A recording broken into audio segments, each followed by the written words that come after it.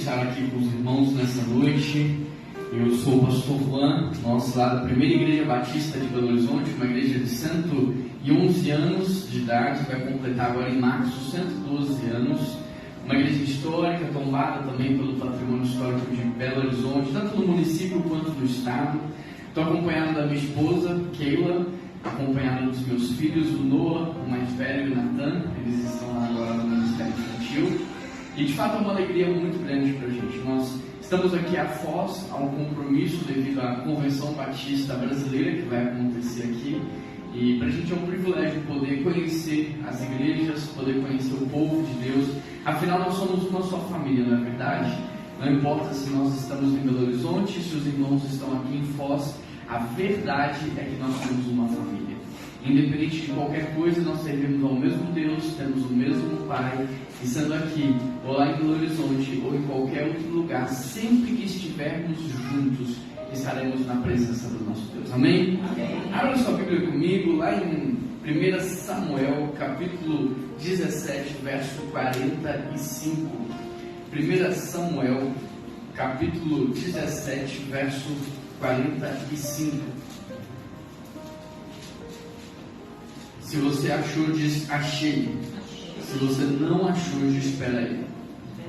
Tá bom? Vou esperar mais só um pouquinho. O tema da nossa mensagem hoje são pessoas comuns vivendo histórias extraordinárias. E aqui nós vamos aprender com Davi, que foi uma pessoa extremamente comum, mas que também viveu uma história extraordinária. Quando nós olhamos para os personagens bíblicos, nós podemos perceber que todos eles eram pessoas comuns, como eu e você.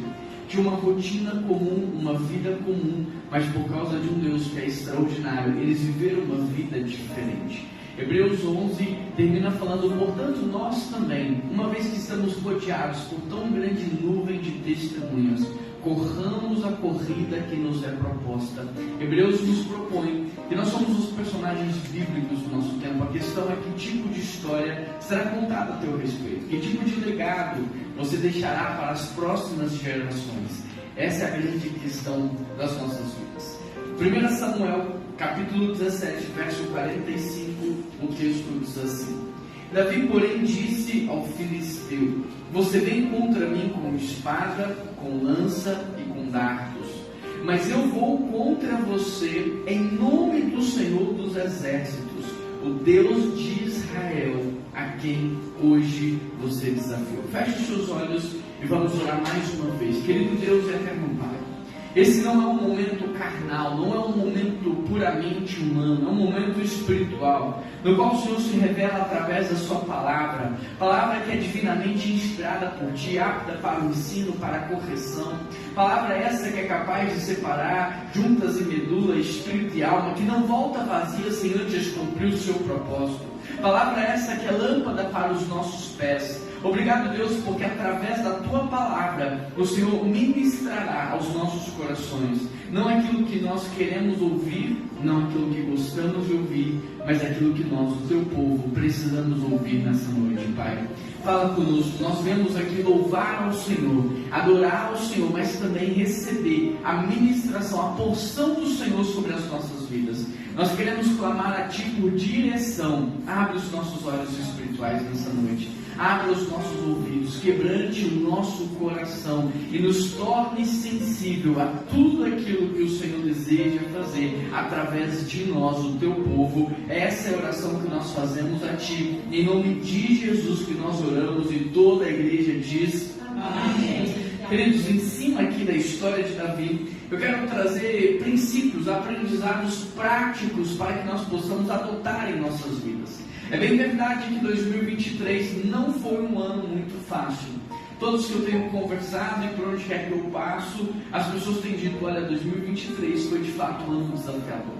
É apenas o início de 2024, nós não sabemos o que vem pela frente, mas aqui nós vemos um homem de Deus olhando para um gigante que vem contra ele com armas poderosas, e ele dizendo, olha, você vem contra mim com essas armas, mas eu vou contra você no nome do Senhor dos Exércitos. não importa o que virá pela frente, importa o Deus que nós servimos. Maior é literalmente o que está em nós do que aquilo que está no mundo, e nós precisamos avançar com fé. E quando eu olho aqui para a vida de Davi, então eu aprendo muitos princípios que, se praticarmos, porque são princípios bíblicos da palavra, eles nortearão as nossas vidas. E o primeiro princípio, se você pode, anote aí também no canto da sua Bíblia, ou no papel, ou no seu celular, para que você possa recordar depois aquilo que Deus está ministrando a sua vida. O primeiro princípio que eu retiro da história de Davi é que não é você que encontra o seu sonho, é o sonho de Deus que vai encontrar você. Olha o que diz lá em 1 Samuel, se você voltar uma página, no capítulo 16, no verso 1. Encha um chifre com óleo e vá a Belém. Eu enviarei a Jessé, pois escolhi um dos seus filhos para ser rei. Não é você que encontra o seu sonho, é o sonho de Deus que vai encontrar você. Como já foi ministrado aqui pela nossa irmã, um dos maiores problemas da nossa vida é de fato tentar encontrar o nosso sonho. É de fato tentar escolher o que nós vamos fazer. E nós escolhemos aquilo que vamos fazer com objetivos, com pautas extremamente egoístas e individualistas. É como Ló e Abraão, que estão ali diante de um campo, eles têm que tomar uma decisão, e a Bíblia diz que Ló escolhe as campinas porque elas são verdes e agradáveis aos seus olhos, mas Abraão aguarda a direção do Senhor. Talvez 99% de todo o nosso sofrimento ele seja gerado por conta de decisões ruins e equivocadas que nós tomamos. Muitas pessoas chegam para mim e dizem assim: pastor Juan, eu não entendo por que Deus ele queria que o meu casamento acabasse. Então Deus não queria que o seu casamento acabasse. A questão é que você tomou decisões ruins. Pastor Juan, por que Deus queria que eu quebrasse financeiramente? Então Deus não queria. Por isso há tanta instrução na palavra. A Bíblia fala sobre física quântica, biologia, química, física. A Bíblia fala sobre princípios medicinais. Tudo foi criado, todo o conhecimento foi criado a partir da palavra. Se você pega um ateu e você pergunta para ele: você acredita em Deus? Ele vai dizer não. Você acredita na Bíblia? Ele vai dizer não. Então me diz, se eu tirar a palavra de Deus, de onde o ser humano tirou toda a questão da ética? Onde ele aprendeu que é errado mentir, que é errado matar? Onde ele aprendeu todas essas coisas? Aqui há princípios para a nossa vida. Então a grande questão do nosso sofrimento, de fato, são decisões ruins, porque nós pautamos a nossa vida, o nosso futuro, numa expectativa egoísta daquilo que queremos ser, daquilo que queremos fazer. E tudo isso tem como base o quê? Valores, estabilidade. Nós colocamos critérios e pautamos o que é que dá mais recurso, o que é que traz mais estabilidade. Mas quando nós olhamos para a palavra de Gênesis a Apocalipse, nós aprendemos que não é o homem que descobre o seu sonho, é o sonho de Deus que encontra este homem. Sabe por quê? Porque antes de toda e qualquer criação sempre existe um propósito. Antes de toda e qualquer criação sempre existe um propósito. Nada foi criado por um acaso. Essa cadeira que você está sentado, por exemplo, um dia alguém pensou: nós precisamos criar um objeto para o ser humano repousar. Esse objeto tem que ser anatômico, tem que ser confortável, ao mesmo tempo tem que ser resistente. Vamos fazer uma pesquisa dos materiais que podemos usar. Vamos desenvolver então esse objeto. Agora vamos fazer uma pesquisa de marketing, como é que nós podemos oferecer esse produto ao público. E para que isso fosse possível, observe um projeto complexo de criação. Agora imagine você acha mesmo que você foi criado do acaso? Se um objeto como uma cadeira passou por um processo complexo, e se antes da sua criação existia um propósito, você acha mesmo que você é fruto de um acidente? Você pode até ter sido um acidente, entre aspas, na vida do seu pai, da sua mãe, por eles não terem planejado você, mas para Deus você não foi um acidente. Porque Deus é aquele que chama as coisas que não são como se já fossem. Deus chama aquilo que não existe pelo nome, é Ele que chama a existência. Então a grande questão é: o que estava no coração de Deus quando Ele te chamou à existência? No que Deus estava pensando, no que Deus estava sonhando quando você foi gerado. Porque não é você que encontra o seu sonho, É o sonho de Deus que vai encontrar você no que Deus estava pensando quando Ele decidiu te criar. Uma das perguntas mais satânicas que nós podemos fazer hoje às crianças é a seguinte pergunta: o que você quer ser quando crescer? Sabe por quê? Porque o diabo nos ensinou a respeito do satanismo lá no jardim do Éden. O diabo entendeu que o homem nunca deixaria o trono, nunca deixaria de adorar a Deus do trono para adorar ele, a serpente. Mas o diabo entendeu que se o homem tirasse Deus do trono e se colocasse no trono, ele sim poderia se adorar. Então o satanismo é quando você ensina o homem a se adorar, é quando você ensina o homem a nortear a vida dele. É por isso que a Bíblia diz que nos últimos dias a religião que aprovaria Satanás ou que adoraria Satanás é aquela que os homens seriam movidos pelo seu estômago, movidos pelo seu desejo, movidos pela sua satisfação, movidos por aquilo que pudesse satisfazê-los. Então uma das piores perguntas que nós podemos fazer às crianças é: o que vocês querem ser quando crescer? É com base em perguntas assim que nós norteamos as nossas vidas. O que eu quero ser? Mas será que uma árvore tem autonomia para poder falar para o Criador: eu não quero mais ser árvore, agora eu quero ser árvore? Imagine o caos que aconteceria em todo o ecossistema se uma pequena abelha deixasse de cumprir o seu propósito. Isso geraria um caos em toda a cadeia alimentar, mas nós, seres humanos, temos a ousadia e a audácia de olhar para o Criador e falar assim: olha, eu quero viver algo diferente daquilo que um dia o Senhor sonhou para mim. E por causa disso, nós sofremos tanto nos dias de hoje. Quase 99% de todo o nosso sofrimento é fruto de decisões equivocadas. Por isso, nada mais inteligente, nada mais sábio do que você levar os seus olhos ao Criador e falar: Pai, o que é que estava na tua mente quando o Senhor decidiu me criar? O que o Senhor sonhou quando o Senhor deu palavras de ordem para que eu pudesse existir? No que estava pensando quando o Senhor decidiu me colocar no ventre da minha mãe para que eu pudesse nascer no ano tal, na família tal, na cidade tal? O que é que o Senhor tinha preparado para mim? Nesse versículo aqui que nós lemos, nós observamos o próprio Deus falar com o profeta Samuel: vai a Belém para ungir ali naquele lugar o novo rei de Israel. Só que se você observar, Davi está onde? Davi não está no meio da cidade, Davi não está exposto nas redes sociais. Davi, ele estava no campo pastoreando as ovelhas do seu pai. Davi, pelo contexto em que ele vivia, jamais imaginaria que ele seria um sucessor ao reinado de Israel. Só que mesmo com uma condição completamente desfavorável, na qual ele tinha um pai que não acreditava no seu potencial, irmãos que o desprezavam e zombavam dele, ou seja, todo um contexto familiar desfavorável, embora isso fosse uma verdade, Deus, quando deu palavras de ordem para que Davi viesse à existência, já tinha sonhado com Davi reinando sobre Israel. Davi, mesmo não tendo ideia, estava sendo preparado por Deus para aquilo que um dia Deus sonhou para a vida dele.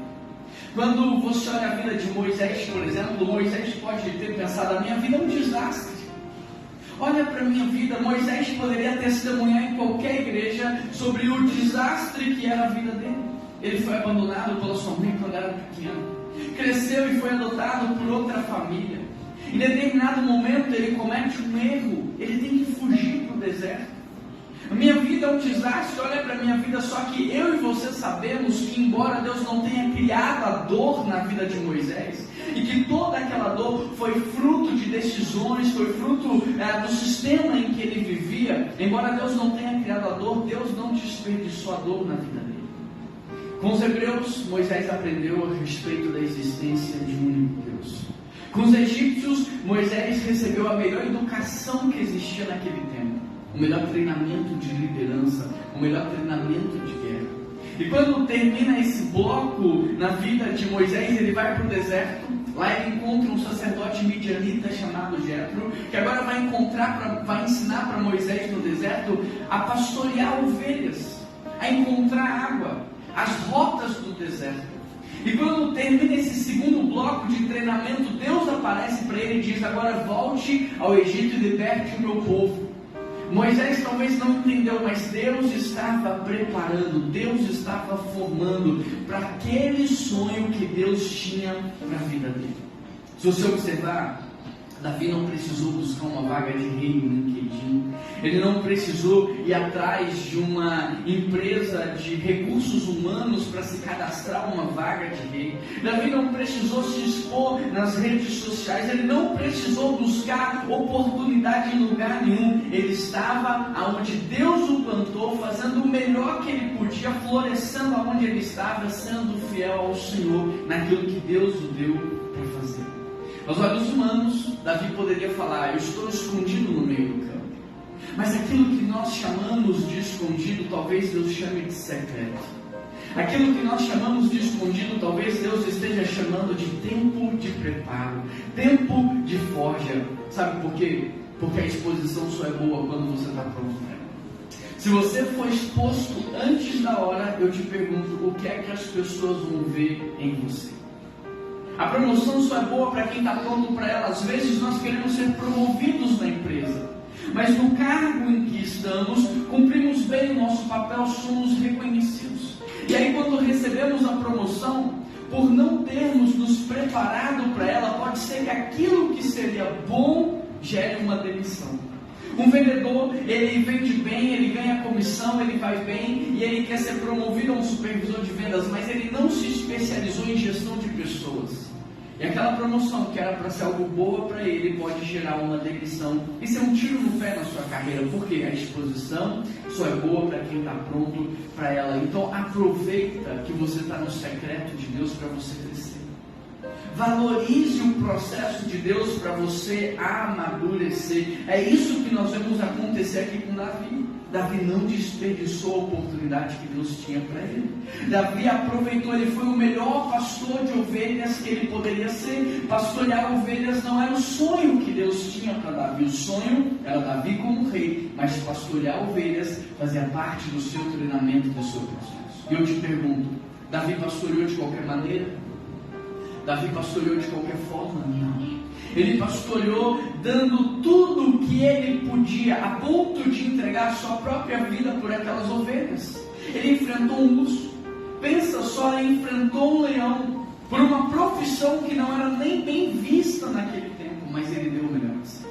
Quando ele foi aprender a tocar harpa e a compor, ele também não fez de maneira mediana e medíocre, não, ele fez da melhor maneira possível, tanto é que depois Saul vai convidá-lo para tocar para ele. A questão é que ser um músico também não era o sonho final de Deus para a vida de Davi, mas fazia parte do seu processo.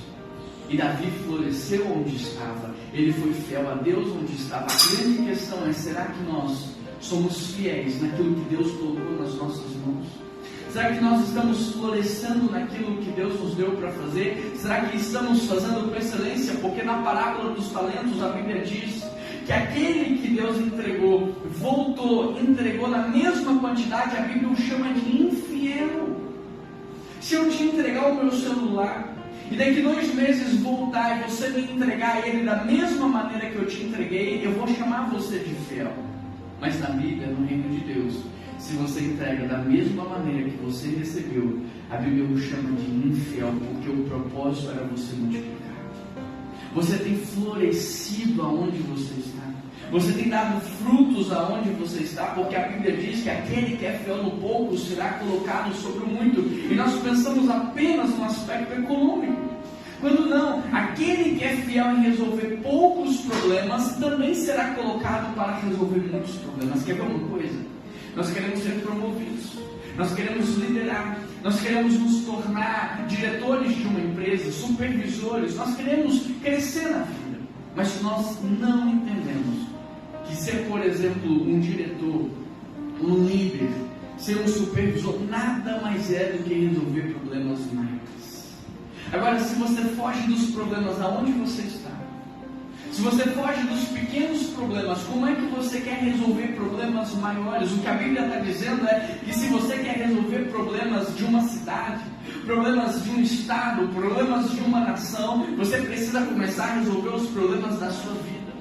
os problemas da sua casa, os problemas de onde você está, e à medida em que você vai resolvendo problemas, você vai melhorando, você vai crescendo e os problemas vão promovendo você.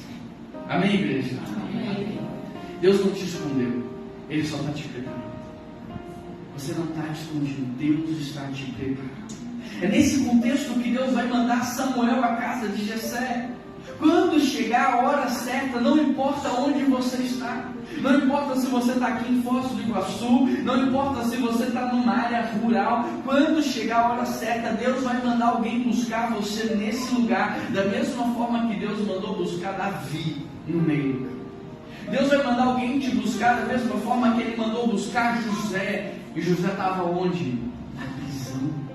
Deus vai mandar alguém te buscar da mesma forma que Ele mandou buscar Jefité, escondido dentro de uma caverna, Elias dentro de um buraco, Davi no campo. Juan, mas eu sou só uma pessoa comum. Olha a minha idade, olha o meu contexto, olha a minha vida, eu não tenho nada de especial. Querido, quando eu olho para a palavra de Deus, todos aqueles homens e todas aquelas mulheres eram pessoas comuns. A única diferença é que eles decidiram entregar a vida a um Deus que é sobrenatural. Davi não era um rei, não era um político, não era um grande líder, era apenas um menino que decidiu entregar a sua vida a Deus. Não era engenheiro, não era construtor, não tinha experiência em construir barcos, embarcações, era apenas um homem que decidiu obedecer a Deus. Maria, prometida a casamento, uma menina, se preparando. Você já se colocou no lugar de Maria? De repente um anjo aparece para ela e diz: você está grávida. Imagina Maria tendo que contar isso para os seus pais. Uma menina simples, comum, tendo que falar: pai, eu estou grávida, e tendo que explicar que era do Espírito Santo. Imagina a cabeça dos pais de Maria. Imagina a cabeça de José. Entender tudo isso, pessoas comuns que decidiram viver histórias extraordinárias. Querido, Deus sonhou com você, realizando o sonho que Ele tem para sua vida. E o sonho que Deus tem para a sua vida é maior do que tudo que você já pensou e imaginou. Os sonhos de Deus sempre excedem as nossas capacidades, para que nós possamos depender única e exclusivamente dEle, para que esse sonho seja realizado e seja cumprido. O segundo princípio que eu retiro nessa história é que Deus vai usar alguém para mostrar para você o que você ainda não conseguiu ver. 1 Samuel 16, verso 12, o texto diz assim: então Jessé mandou chamá-lo e ele veio. Ele era ruivo, de belos olhos e boa aparência. Então o Senhor disse a Samuel: é este, levanta e unja. Querido, quando Deus quer, quando chega a hora de Deus, quando você está preparado, Deus vai levantar alguém para mostrar para você o que você ainda não conseguiu ver. E é isso que está acontecendo com Davi. Deus vai levantar Samuel, um dos maiores líderes espirituais daquele tempo, alguém que encerrou o período dos juízes, inaugurou o período da monarquia, alguém que instituiu Saul como rei, destituiu Saul como rei e agora vai ungir o próximo rei, que é Davi. Deus levanta Samuel para mostrar para Davi o que ele nunca imaginou. Deus levanta Samuel para falar para Jessé que dentro da casa dele tem um rei. Interessante, porque mesmo Jessé sendo o pai de Davi, Jessé nunca imaginou que ali, no meio dos seus filhos, no meio da sua parentela, tinha o próximo rei de Israel. Os irmãos de Davi já pensou se eles tivessem imaginado que aquele menino do qual eles zombavam, desprezavam, era o próximo rei, talvez a maneira deles se relacionarem teria sido completamente diferente. Agora imagina Davi. Como é que eu posso ser o rei de Israel se o meu pai não acredita em mim? Como é que eu posso ser o próximo rei de Israel se os meus irmãos me desprezam? Como é que eu posso reinar se dentro da minha própria casa não sou valorizado? Agora veja uma coisa, Samuel, ele manda chamar Davi dentro de casa. Samuel não vai no campo ungir Davi lá, sabe por quê? Porque o ministério de Davi vai começar dentro da casa dele. É por isso que ele é ungido na presença do Pai, na presença dos irmãos. Mas Deus levantou alguém para mostrar aquilo que ele não conseguiu ver. Será que hoje você não precisa que Deus levante alguém para mostrar para você aquilo que você não está conseguindo ver? Talvez você olhe para você e você já não acredite mais que seja possível. Talvez você olhe para a sua idade, para o seu contexto social, para o seu ciclo de amizade. Talvez você olhe para tudo isso e pense assim: não, isso é para outra pessoa, isso não é para mim. Mas será que Deus não me trouxe aqui de um lugar tão distante para falar para você que pode ser possível? Que pode ser a sua casa, pode ser a sua família, pode começar aí no seu lar. Deus usou a vida de Samuel para mostrar para Davi o que ele não conseguia ver. Sabe o que eu aprendo aqui? É que o papel de um líder espiritual na vida da gente não é nos divertir. O papel do pastor, o papel do líder espiritual não é ser alguém que vai te divertir. Não é ser alguém que vai massagear o seu ego. Não é ser alguém que vai trazer para você um conforto qualquer. O papel de um líder espiritual é revelar para você aquilo que você nasceu para fazer. É destravar o seu futuro. É ajudar você a chegar no centro da vontade de Deus. O único cuidado que nós precisamos ter é para não afastar das nossas vidas aqueles que Deus colocou para nos liderar. Sabe, quando eu olho para a estratégia de Satanás, eu aprendo algumas coisas. Toda quebra de relacionamento espiritual é um prenúncio de uma crise maior. Toda quebra de relacionamento espiritual é o prenúncio de uma crise maior. Entenda isso. Satanás sabe que se você está no meio do rebanho, você está protegido. Ele sabe que se você está no meio de um rebanho espiritual, não tem como ele te atacar. Então tudo que ele faz é para quebrar os seus relacionamentos, para trazer crise no seu propósito e, sendo assim, destruir a sua identidade. Então, todas as vezes que você tiver uma quebra nos seus relacionamentos espirituais, você precisa de imediato consertar isso, porque isso é um prenúncio de uma crise muito maior. Se Satanás chega, ele quebra os seus relacionamentos, ele conta uma mentira para você: você não é cristã nada, você não é filha de Deus, você não é filho de Deus. Se ele vem e conta uma mentira para você, uma acusação, você vai acreditar. Porque você não tem ninguém do seu lado para falar: isso é uma mentira.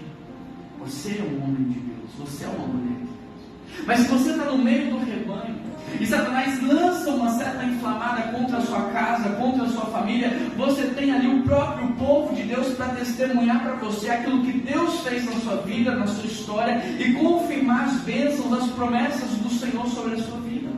Então cuidado, para você não afastar aqueles que Deus levantou para pastorear, liderar, desbloquear, destravar o seu futuro. Amém, igreja? Amém. Em primeiro lugar, você não tem que correr atrás dos seus sonhos. Você tem que florescer onde você está. Porque você vai descobrir o sonho que Deus tem para você. Segundo lugar, Deus vai usar alguém para mostrar para você o que você ainda não conseguiu ver. Quando você está dentro da garrafa, você não consegue ler o rótulo. Alguém que está do lado de fora pode te contar o que está escrito ali. Às vezes estamos tão imersos numa realidade que a gente não consegue ver além. E nós precisamos que alguém revele para a gente o plano. Terceiro lugar, se submeta aos processos de Deus.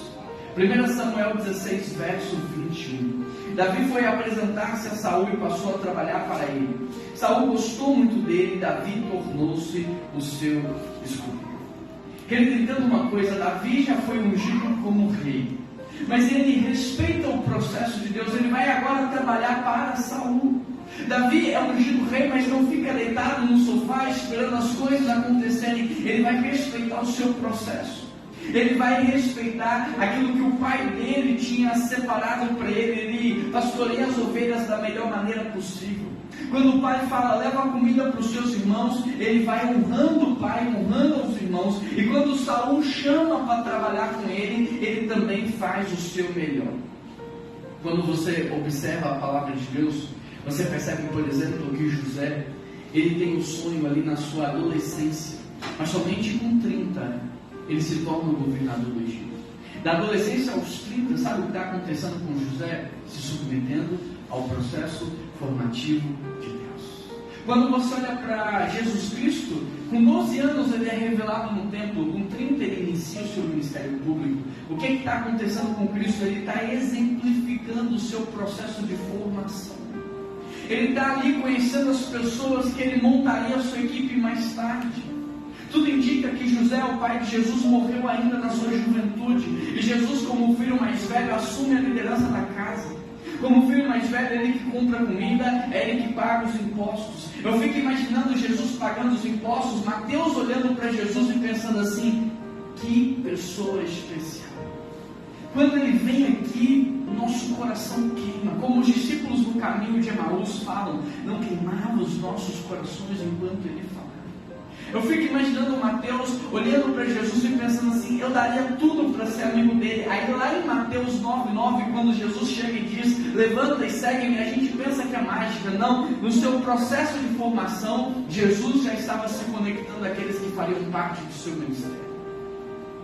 Quando eu olho para Davi, a mesma coisa. Ele é ungido rei na adolescência, somente com 30 assume o reinado. A gente olha para algumas pessoas e a gente pensa assim: como é que fulano surgiu do nada? Do nada agora fulano apareceu. Querido, quem vê palco não vê bastidor. Quem vê palco não vê bastidor. A gente vê Davi reinando, não tem ideia da trajetória que Davi passou para chegar ao reinado de Israel. Nós temos José como governador do Egito e não temos noção do que José passou para chegar ao governo do Egito. Ele foi abandonado pelos seus irmãos, deixado para ser morto, vendido como escravo, preso injustamente. Quem vê José como grande libertador do Egito, quem vê Moisés como grande libertador do Egito, não tem ideia do que Moisés passou, abandonado pela sua mãe, cresceu em outra cultura, foge para o deserto. Quem vê palco não vê bastidor. Sabe qual é a pior coisa que você pode fazer? É comparar a sua vida com a vida do outro. Porque você não tem o mesmo processo que o outro. O objetivo às vezes é diferente. Sabe, a pior coisa que você pode fazer é se comparar. É como uma squeeze se comparando com uma caneca. O design de cada um tem a ver com o seu propósito. Quando uma squeeze se compara com uma caneca, essa é uma comparação injusta. Por quê? Porque o designer da squeeze tem a ver com o seu propósito. E o propósito da squeeze é para bebidas frias. O designer da caneca tem a ver com o seu propósito, e o propósito da caneca é para bebidas quentes. Você entende? Quando você se compara com o outro, é uma comparação injusta. Porque às vezes você olha para a vida do outro e fala: o processo dele é mais fácil que o meu. Mas você não sabe aquilo que Deus quer fazer na sua vida e aquilo que Deus está fazendo na vida dele. Então, se você às vezes optar por um processo mais fácil, pode ser que lá na frente você vai pagar um preço muito mais alto, porque você não se preparou direito. Quando Deus me chamou para o ministério, eu tinha ainda meus 16, 17 anos, e eu fui para São Paulo, saí da minha casa em Belo Horizonte, fui para São Paulo estudar teologia no seminário interno. Estudava manhã, tarde e noite, todos os dias da semana. Depois, uma igreja me convida para ser seminarista no interior de São Paulo. Eu fico quase 10 anos como pastor auxiliar nessa igreja. Eu sempre soube que o meu chamado era ser pastor titular. Eu olhava para os meus amigos assumindo igrejas e eu falava: Deus, o Senhor se esqueceu de mim. São quase 10 anos, é uma década como pastor auxiliar. O Senhor se esqueceu de mim. Interessante, porque uma vez eu estava ministrando num lugar fora do país e eu vi uma espada do Star Wars, que soltava uma imagem, um som todas as vezes que ela tocava em algo. E eu pensei assim: meu filho vai amar esse presente. Sabe aqueles brinquedos que você gostaria de ter na sua infância e não teve a oportunidade, agora que você é pai, você quer dar? Eu pensei: eu vou comprar para ele, era muito baratinho, eu vou comprar para ele. E eu trouxe para ele naquela expectativa de ver a reação dele quando eu pegasse aquele brinquedo maravilhoso. E quando ele pegou aquele brinquedo maravilhoso, ele se ligou, na sua pouca idade, que todas as vezes que ele encostava em algo, saía som e luz. Ele ficou batendo no seu irmãozinho o tempo todo com aquele brinquedo. Ele estava se divertindo, mas o irmãozinho não. Nós conversamos com ele não entendeu. Nós recolhemos aquele brinquedo, e aquele brinquedo ficou guardado por quase 2 anos. Durante 2 anos, todos os dias o Noah falou: papai, me dá o brinquedo. Papai, me dá o brinquedo. E eu pensava: puxa vida, o brinquedo está pago. O brinquedo já está aqui em casa. está guardado, mas eu não posso dar porque ele não está pronto para receber. Quando eu falei isso, o Espírito Santo falou no meu coração: está vendo, Juan? Tem coisas que eu tenho para você e que eu não posso te dar porque você não está pronto para receber. A partir daquele momento eu mudei a maneira de orar. Eu falei: Deus, me prepara então para ser o pastor que o Senhor sonha. Se o Senhor colocou no meu coração lá atrás que eu ia ser o pastor titular de uma igreja, me prepara para ser o pastor dessa igreja. Passando alguns anos, a primeira igreja batista de Belo Horizonte, uma igreja centenária, nos convida para um projeto de revitalização. Nós assumimos no final de 2018 e logo veio uma pandemia global. Eu entendi por que 10 anos de preparo. Eu entendi por que 10 anos de forja. Eu entendi por que 10 anos sendo preparado por outro pastor em outra igreja, porque o desafio que nós enfrentaríamos era muito maior. Agora imagina se eu tivesse pulado a etapa, imagina se eu tivesse economizado no processo, nós não estaríamos vivendo hoje aquilo que estamos vivendo lá. Então entenda, o seu processo é uma expressão do amor de Deus. Se está demorando é porque Deus te ama.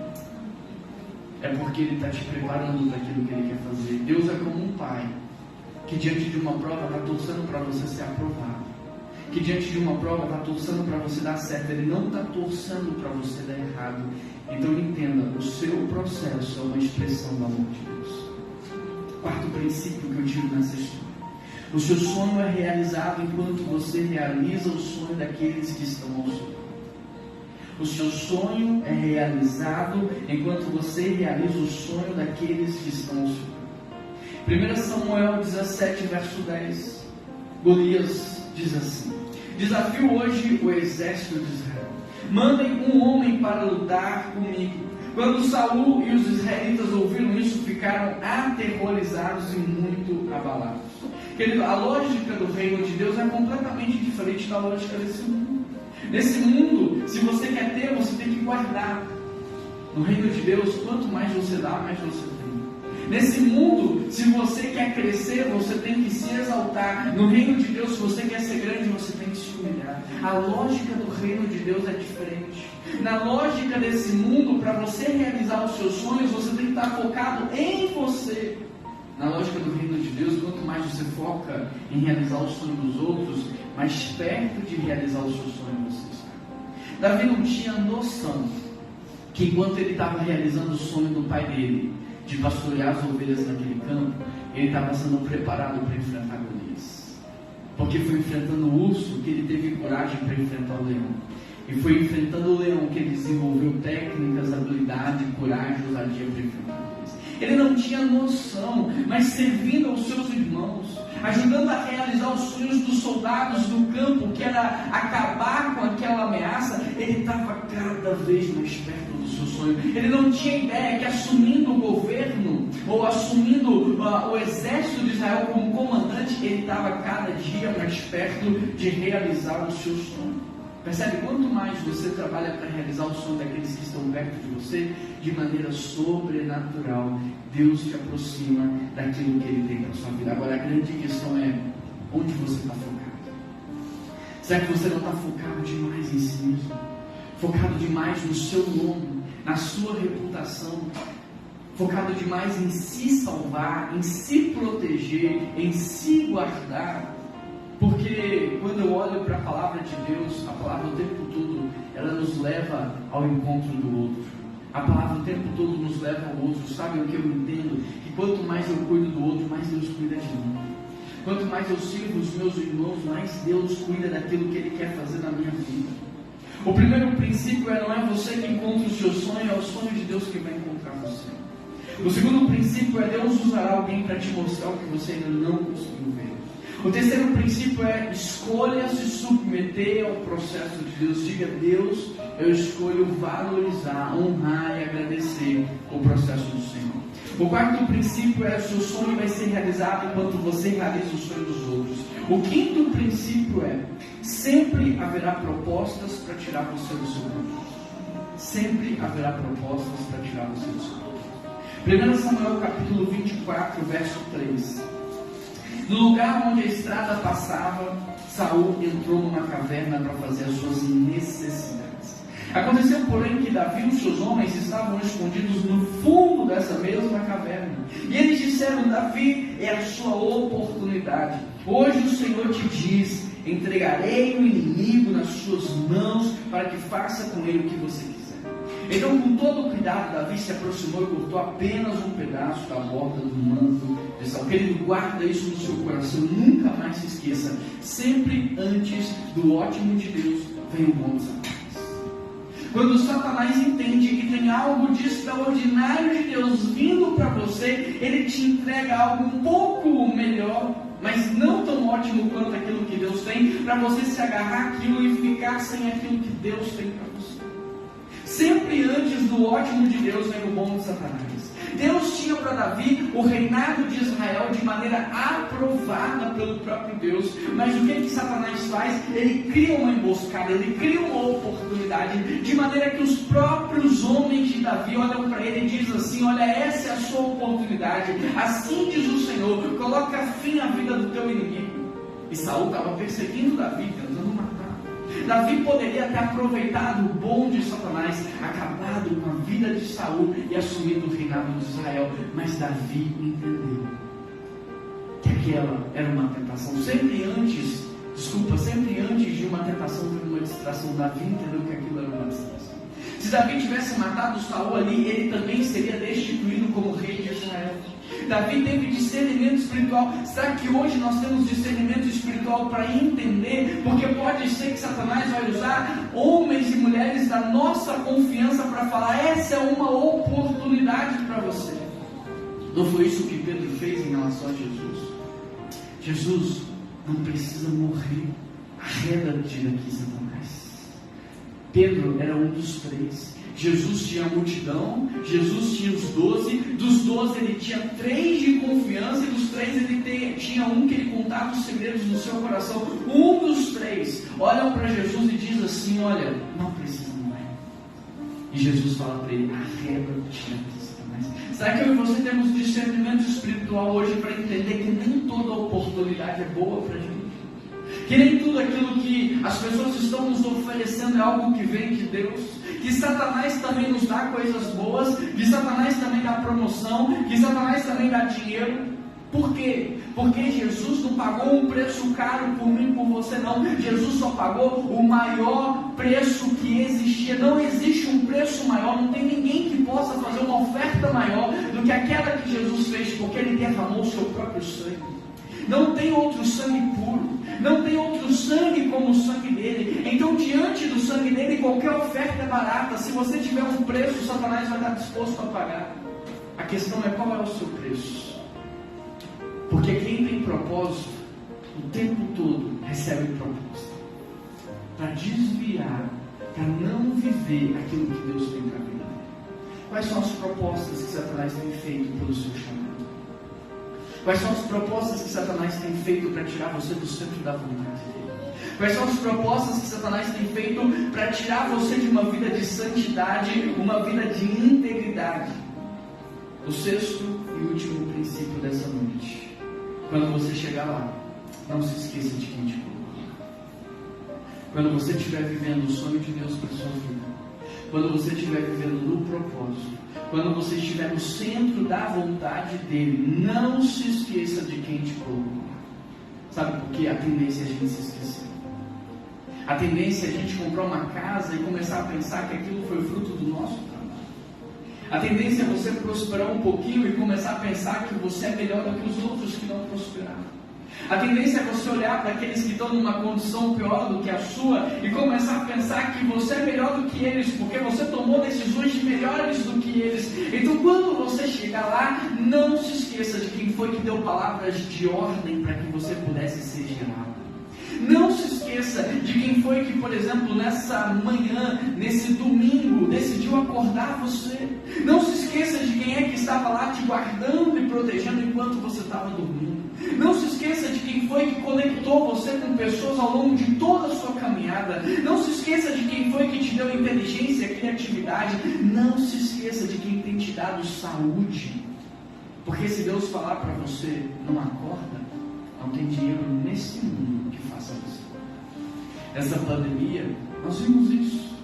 Por exemplo, um comediante muito famoso no Brasil, Paulo Gustavo, 40 mil reais ele pagou por dia de diária num pulmão do estômago, e mesmo assim não sobreviveu.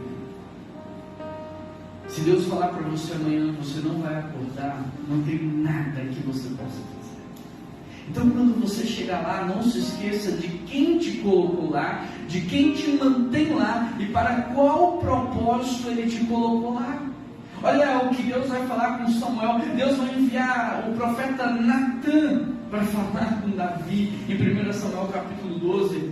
E você conhece a história, você sabe o que Davi foi falar com Deus, o que Natan foi falar com Deus. 2 Samuel 12, 7. Eu ungi rei de Israel. Deus falando para Davi: fui eu, Davi. Você não era esse rei antes de mim. Fui eu que te ungi. Foi eu que te livrei das mãos de Saul. Cuidado para você não se esquecer de quem te colocou. Será que hoje você já não se esqueceu de quem foi que te conectou com as pessoas? Eu não posso me esquecer de quem eu era antes de Deus. Eu não posso me esquecer da vida que eu levava antes de Deus. O Juan de Jesus Cristo estava completamente no lamaçal do pecado. Eu poderia descrever esse lamaçal do pecado, mas não precisa, porque você sabe exatamente o que isso significa. Você também está lá. Se não fosse por Jesus Cristo, não haveria nada de bom na minha vida. Foi Ele que me apresentou a minha esposa. Foi Ele que me presenteou com os meus filhos. Foi Ele que me guiou nesse caminho. Foi Ele que foi me conectando com as pessoas certas. Eu não posso me esquecer de que tudo que eu estou vivendo hoje tem a ver com a mão daquele que está regendo toda a criação com o poder da sua. Aquele que sustenta a criação apenas com o poder criativo da sua palavra. Aquele que mantém o mar no nível certo, aquele que mantém a temperatura no nível certo para que haja vida, para que haja harmonia. E esse Deus que faz isso no macro também faz isso no micro na minha vida. Tem tudo a ver com o que um dia Ele sonhou. Por isso nada mais sábio do que levarmos os nossos olhos ao Criador e perguntarmos: Pai, o que era que estava no teu coração quando o Senhor decidiu me criar? Eu não quero mais viver para mim mesmo. Como foi falado pela nossa irmã, eu não quero mais correr atrás do vento. Eu não quero mais lutar por coisas vãs. Eu não quero chegar ao final da minha vida, olhar para trás e ter a sensação de que eu desperdicei os meus melhores anos. Eu não quero. Eu não quero investir a minha vida em algo que vai ser esquecido. Eu quero investir a minha vida, o último minuto, o último segundo, em algo que é eterno. Eu quero doar a minha vida por algo que vale a pena. Então, Pai, eu só estou aqui para te dizer nessa noite: é esse daqui. Eu só quero ser usado pelo Senhor. Que o meu nome morra com o meu corpo e que teu nome permaneça e prevaleça em tudo para todos. Querido, por causa de Cristo o véu se rasgou. Por causa de Cristo hoje você tem livre acesso ao Pai. Por causa de Cristo você não é mais órfão, você é filho. Por causa de Cristo hoje você tem a oportunidade de ouvir do próprio Deus aquilo que um dia Ele sonhou para a tua vida. A Bíblia diz assim: olha, bata a porta e ela será aberta. A Bíblia diz assim: o que vocês pedirem em meu nome, vocês receberão. A Bíblia diz assim: clame a mim, responder-te-ei, anunciar-te-ei coisas grandes, firmes e ocultas, aquilo que eu tenho preparado para você. Deus falou com você nessa noite. A grande questão é o que você vai falar com Ele. Então feche os seus olhos, eu quero te dar um tempo de oração.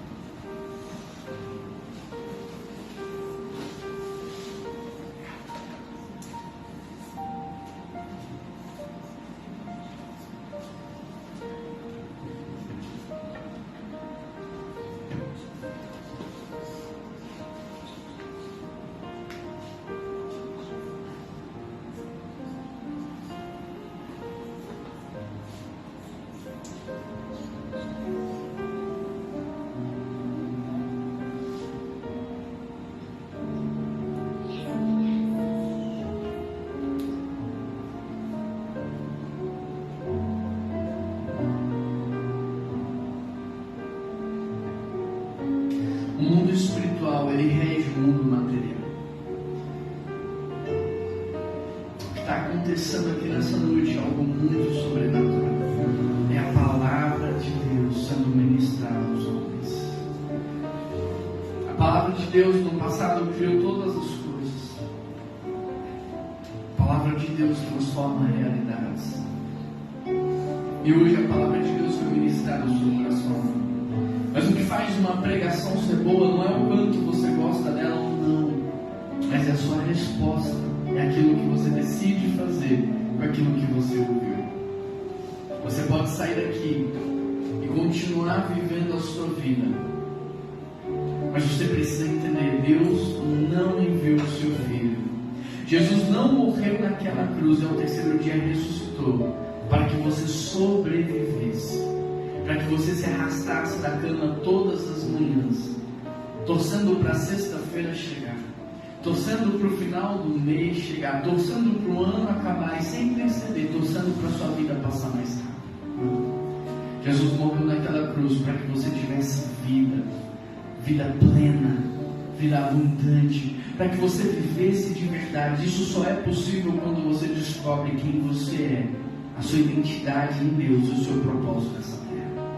Por isso, Pai, eu quero pedir ao Senhor que abra os olhos dos meus irmãos e das minhas irmãs, e que através do Teu Santo Espírito o Senhor se revele a cada um deles, não só nessa noite, mas que seja uma revelação progressiva da Sua vontade.